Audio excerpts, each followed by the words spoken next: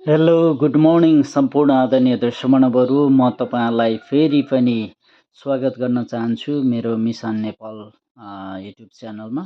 र म तपाईँहरूलाई चाहिँ मिसन नेपाल युट्युब च्यानलमा चाहिँ तपाईँहरूलाई चाहिँ मैले बेसिक अङ्ग्रेजी भाषा सिकाइरहेको छु र सिकाउने क्रममा चाहिँ आज चाहिँ मैले तपाईँहरूलाई चाहिँ च्याप्टर 5मा चाहिँ ह्याभ ह्याभ भनेको चाहिँ सँग छ भन्ने चाहिँ म तपाईँहरूलाई चाहिँ सिकाइरहेको छु र स्पेसल्ली यो चाहिँ एकदमै महत्त्वपूर्ण पनि हुन्छ होइन। त्यसले गर्दा पनि म तपाईँहरूलाई चाहिँ नै यहाँनिर सिकाइरहेको छु, जुन स्क्रिनमा मैले तपाईँहरूलाई देखाइरहेको छु र तपाईँहरूले मजाले बुझ्नुहोला।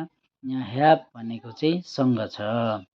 यहाँ स्ट्रक्चर पनि लेखिदिएको छु, subject plus have plus object. मैले तपाईँहरूलाई सजिलोको लागि चाहिँ यहाँ राखिदिएको छु subject plus have plus object. जस्तै इक्जाम्पल मैले उदाहरण लेखेको छु तपाईँहरूलाई सजिलैसँगले बुझोस् भन्ने उद्देश्यले। आई हेभ अ पेन, मसँग एउटा कलम छ। आई हेभ अ पेन्सिल, मसँग एउटा चाहिँ पेन्सिल छ। दे हेभ अ कार भनेको तिनीहरूसँग चाहिँ एउटा कार छ होइन। वी हेभ अ बाइक भनेको हामीसँग एउटा बाइक छ। यु हेभ अ बल, तिमीसँग चाहिँ एउटा बल छ। Ram and Sita have a car, Ram र सीतासँग चाहिँ एउटा कार छ भनेर चाहिँ मैले तपाईँहरूलाई सजिलोसँगले बुझोस् भन्ने उद्देश्यले चाहिँ मैले यहाँनिर बनाएको छु होइन।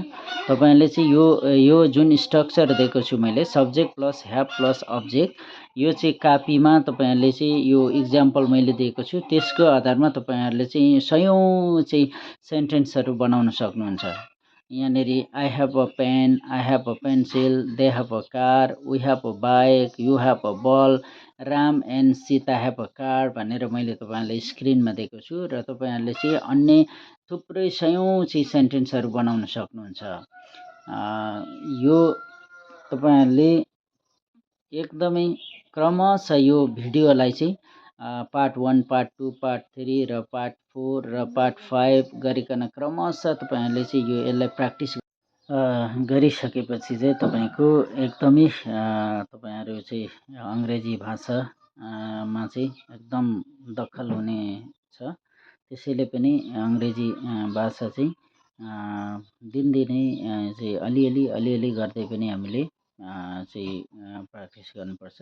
Practice makes a man perfect. So if you practice definitely you can be a good English speaker. ल त दर्शक महानुभावहरू, मैले तपाईँहरूलाई स्क्रिनमा देखाइसकेको छु। सेन्टेन्स बनाएर चाहिँ स्क्रिनमा लेखिसकेको छु मैले यहाँनिर। तपाईँहरूले चाहिँ यही हेरेर चाहिँ प्र्याक्टिस गर्नु होला। स्ट्रक्चर पनि मैले लेखिसकेको छु त्यहाँनिर। स्ट्रक्चर हेरेर पनि तपाईँहरू चाहिँ बनाउन सक्नुहुन्छ। सयौँ सेन्टेन्स चाहिँ एउटा कलम र कापी लिएर चाहिँ तपाईँहरूले प्र्याक्टिस गर्नुभयो भने तपाईँहरू राम्रो इङ्ग्लिस स्पिकर बन्नुहुनेछ, राम्ररी अङ्ग्रेजी बोल्न जान्नुहुनेछ। 2-3 महिनामै फरर अङ्ग्रेजी बोल्न सक्नुहुनेछ। र मैले त्यही हिसाबले चाहिँ तपाईँहरूलाई चाहिँ क्रमशः तपाईँहरूलाई चाहिँ यहाँनिर भिडियो बनाएर स्क्रिनमा मजाले देखाएर मजाले बुझाउने कोसिस गरिरहेको छु। तपाईँहरूलाई प्र्याक्टिस गर्नु होला।